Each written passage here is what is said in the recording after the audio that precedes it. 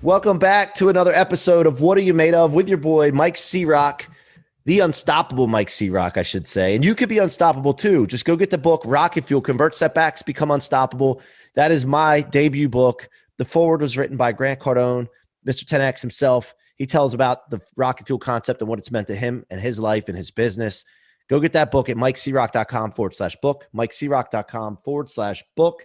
Today, I have Vera Wang in the house. She's an accomplished Fortune 500 executive and successful entrepreneur with 20 plus years of demonstrated success in establishing and directing diverse businesses to the next level in revenue and profitable growth. She has a track record of scaling businesses through innovation, strategic marketing strategies, capitalizing on untapped opportunities, and cultivating profitable partnerships. I believe you're also in the fashion world, aren't you?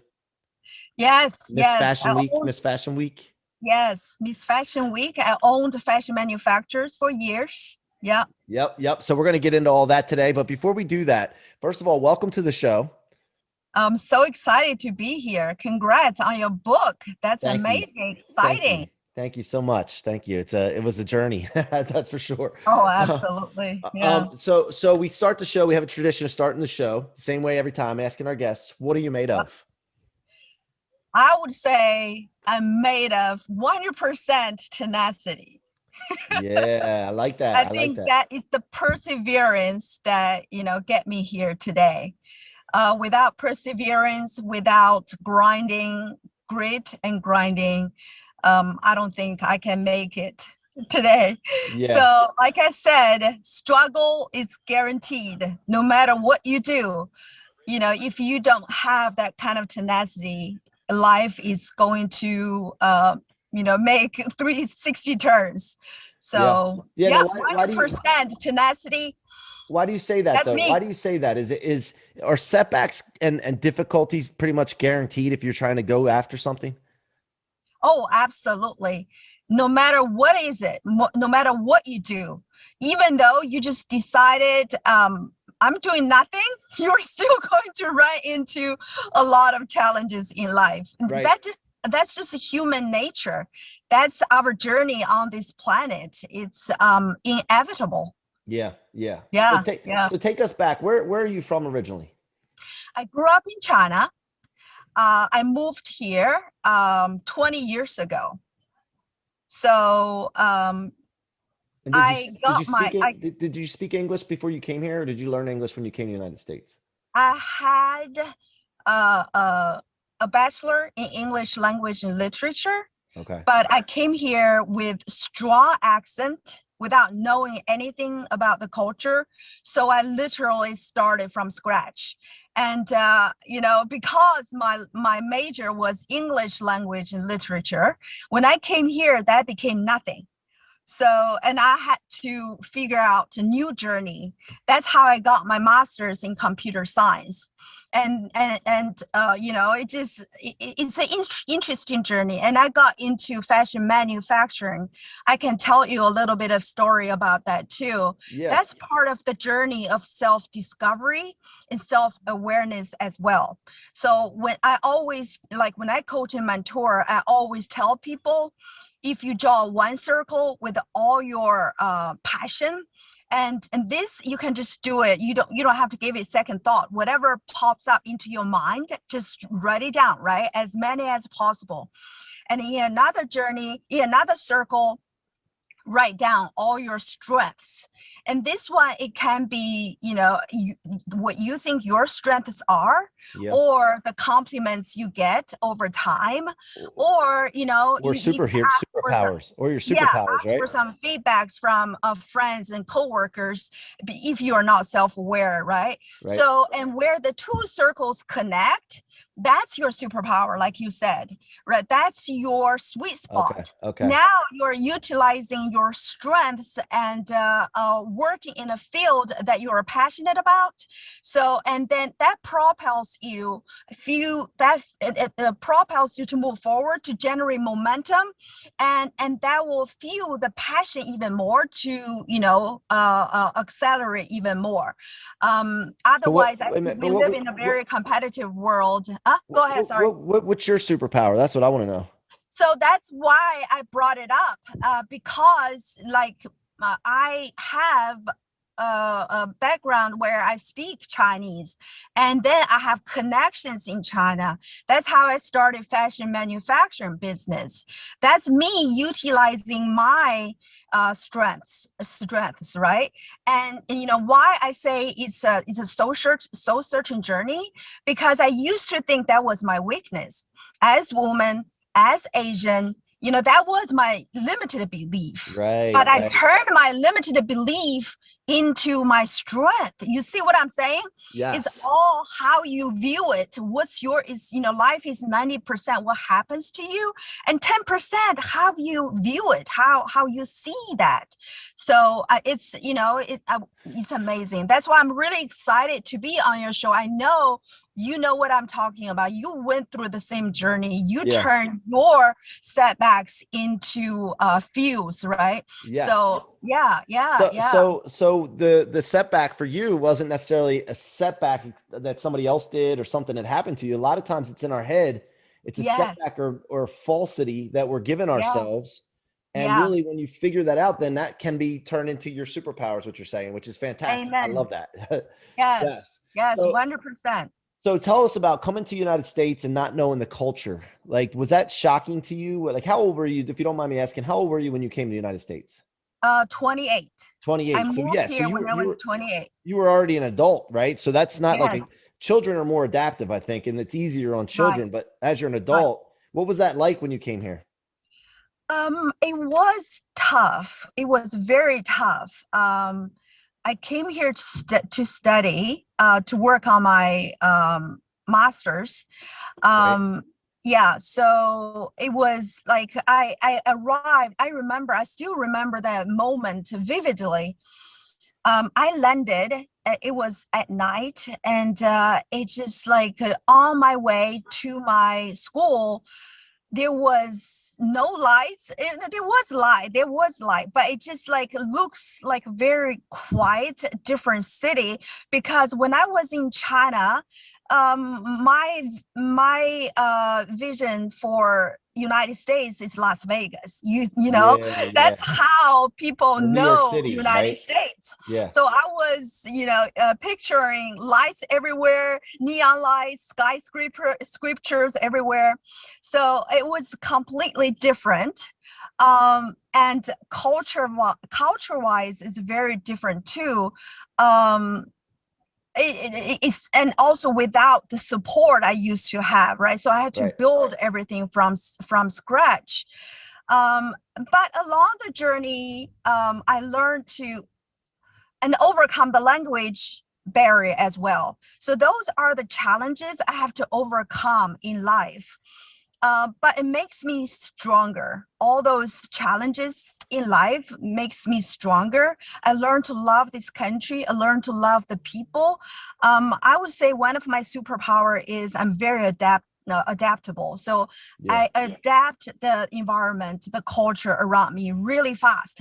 I started to work the third day I got here, and in a goal to learn the language, to communicate, you know, to converse with people.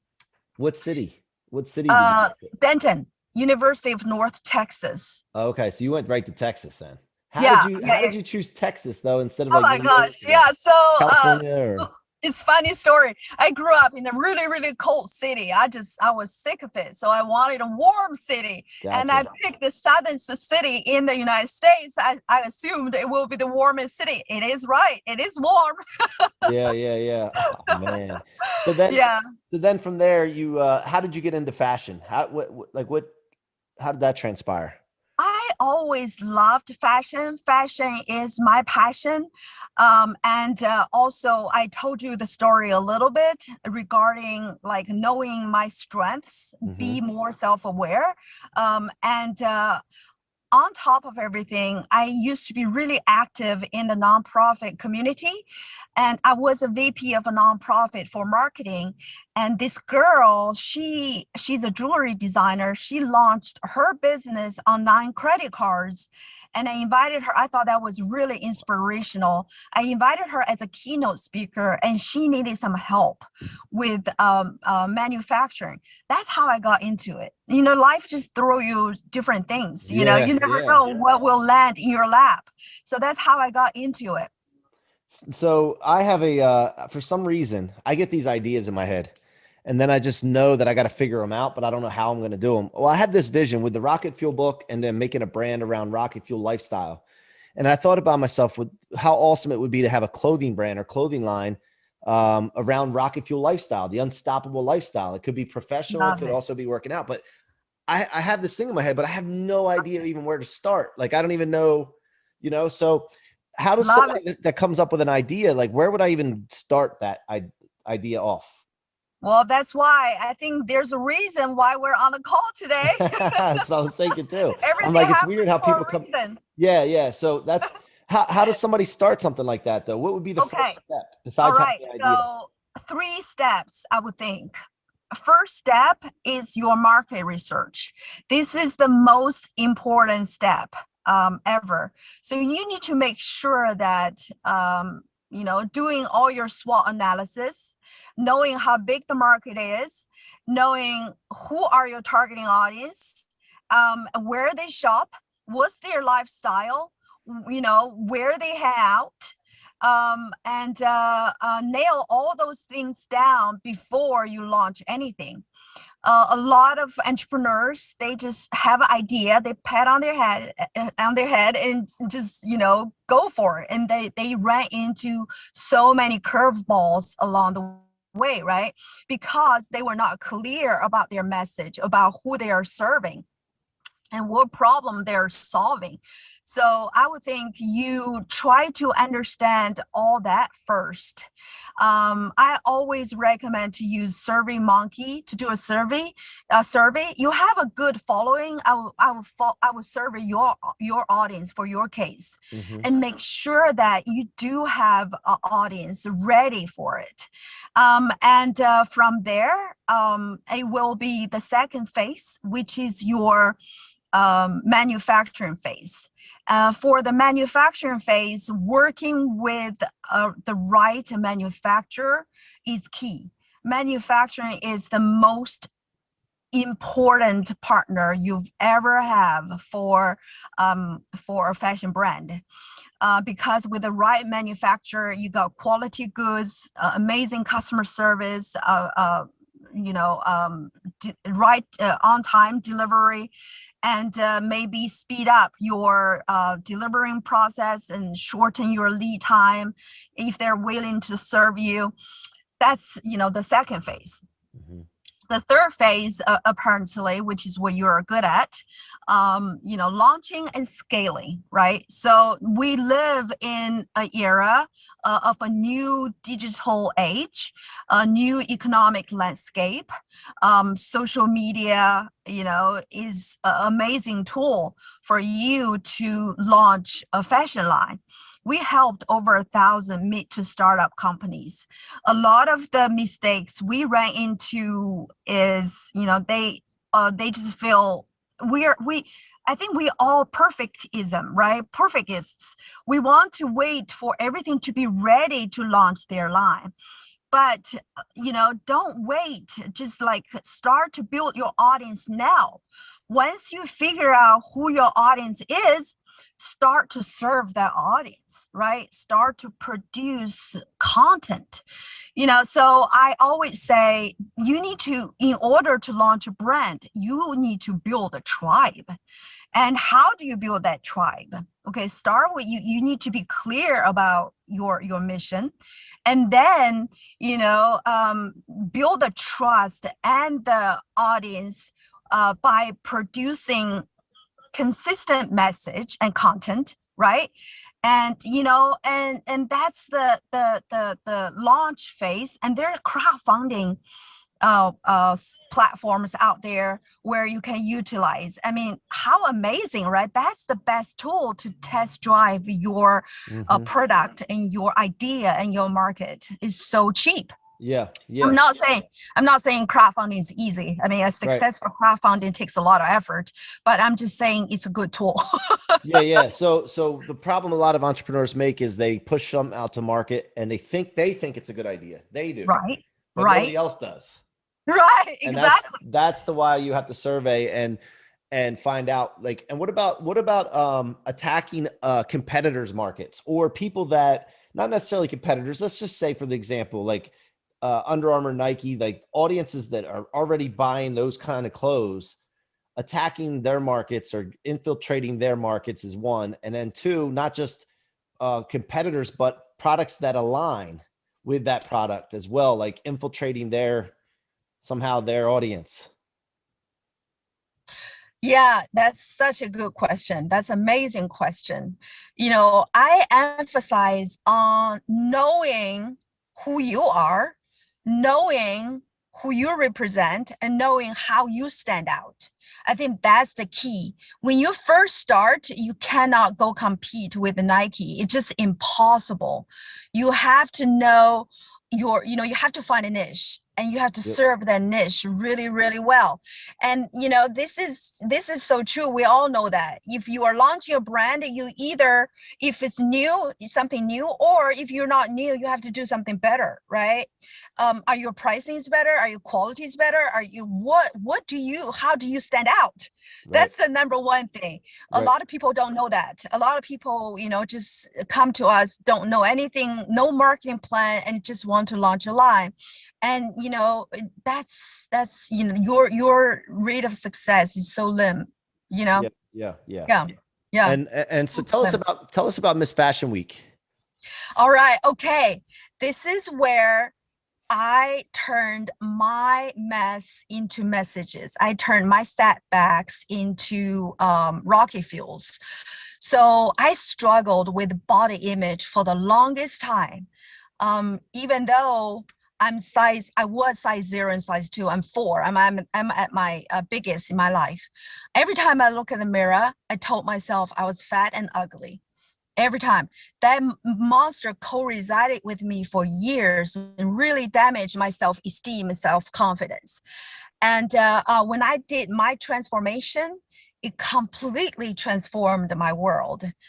It transformed every single aspect of my life, how I approach life, how I go pursue my goals and my dreams. you know, Even in the bedroom, it's just amazing how much it affected me. We overlook the significance of body image. I think women suffer more than men.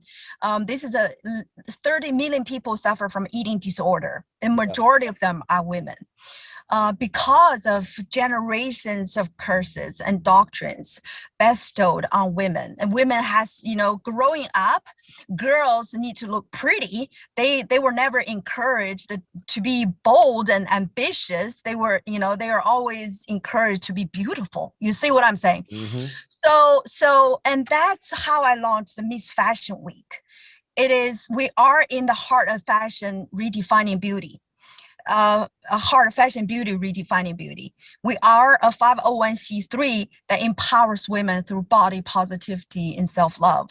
You Are Enough is a campaign we launched to encourage women to embrace themselves for who they are, to help boost their self-esteem and self-confidence. So, what is beautiful, right? Who defined that? Who defined that standard? For us, this is how we define beauty. Beauty is to have the courage to pursue whatever dream you have. If you on our Facebook, our Instagram, the first post is by this girl saying that, people say I'm beautiful, but you're beautiful. But what I'm saying is, let's just establish the fact that we are all beautiful in Yeah. our own ways, right? No two minds are the same. No two every single body is different. No two minds are the same. Right. And our strength lies in that difference. You see what I'm Mm-hmm. saying? Yeah. So let's all embrace ourselves for who we are, let's all, let's build each other up and lift each other up. Our goal is to reach 1 million girls aged 6 to 17 every single year. Even the population for girls 6 to 17 is 24 million. It will still take us 24 years, but we can create that ripple effect. And then more and more people will jump on the wagon and start to spread that message. Yeah. We started 5 years ago. We experienced so much resistance when we first started. But look at it now, right? Yeah. How many like curvy models out there? And there's so many influencers who are advocating on body positivity, on self-love, on embracing your imperfections. So, I'm really, really glad to see we are making impact for sure. Now, do you have an event as well with this, or is it just an Yes, organization that? Okay, so I we don't know. do. Okay. Yeah. So we have sub-chapter partners. We have 24 global partners, Australia, UK, Spain, Namibia, Philippines, and some of the sub-chapters here. And they run events, and we also have one big event every single year. It's our finale. Our goal is to have this finale on a syndicated network or a national network to reach more people, because we know when people experience our event, that's when we can really transform their lives. Yeah. Our participants, we have 60 juniors shouting, "I'm enough." And when they go back, you see the language change. That language triggers actions, right? Yes. So they will post themselves and they will be hashtagging "I am enough." Can you believe that? A No, I love that. generation growing up knowing their superpower, knowing their self-worth, have that confidence to go pursue whatever dream they have. It's a beautiful world. Yeah. That's why we want to get our events in front of more people. Yeah. So that's the thing in our world. People are not. They're told not to say, "Hey, man, I'm sexy. I'm good looking."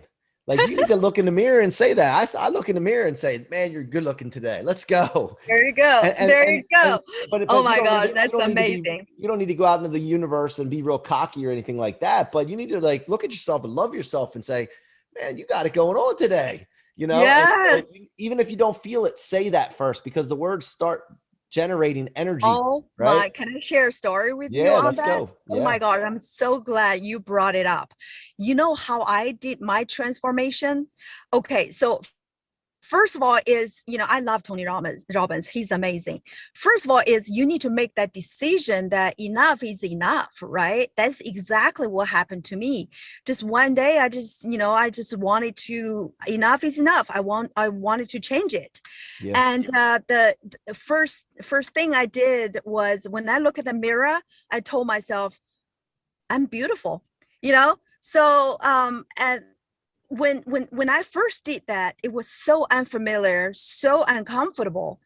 But then with the time goes by, I started to embrace it. Mm-hmm. I remember I used to watch Gary Vee a lot. He cusses a lot. And one Yeah. day I look in the mirror, I just said, beautiful, Yeah. Yeah. even though I never ever cuss in my life, not in like and I did it. When I Right. look at the mirror, that just shows I really owned that language. Yeah. So everything starts with that language. Your self-talk, your self-language is so critical. That's how you define your self-identity, your self-story.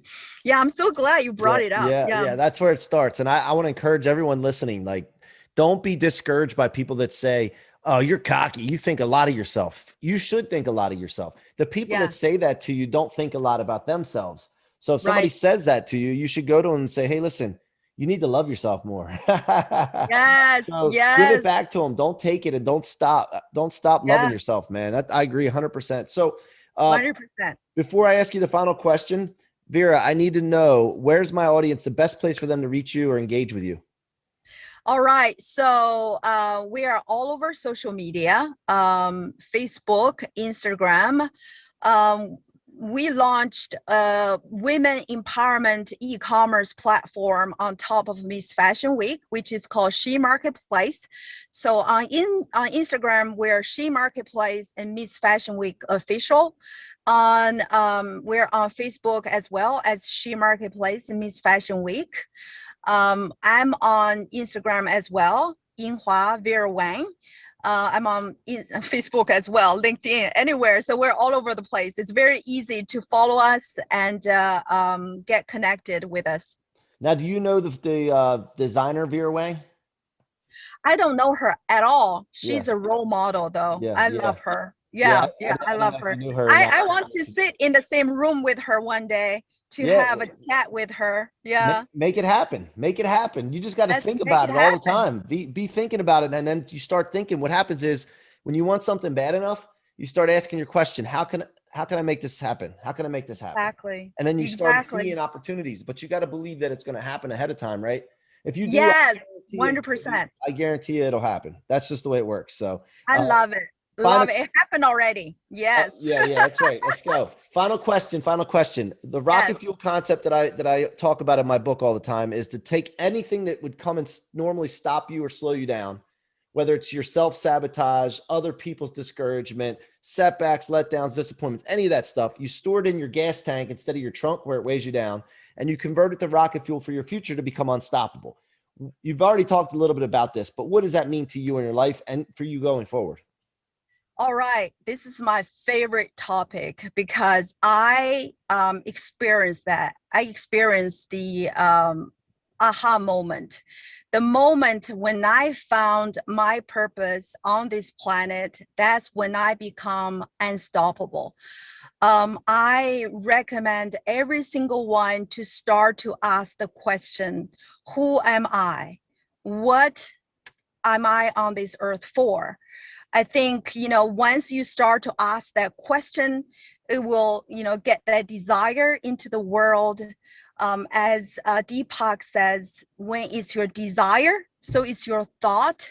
When it's your thought, so it's your will. When it's your will, so it's your deed. When it's your deed, so it's your legacy. Yeah. So I wrote a little book on this as well because it when you know your purpose on this planet, it will bring so much clarity into your life.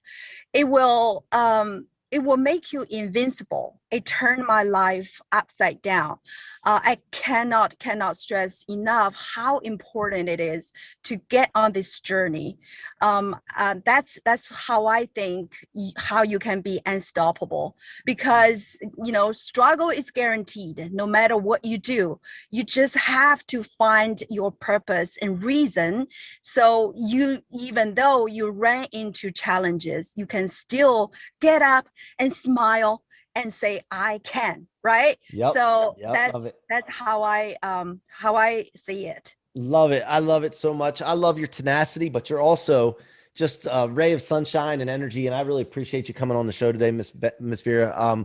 If there's anything I can ever do for you, let me know, and I will be in touch with you. We will go further because I really I don't know why I have this clothing brand line thing in my head. I think I envisioned myself sitting next to a runway in Miami or something. And Wow. Yes.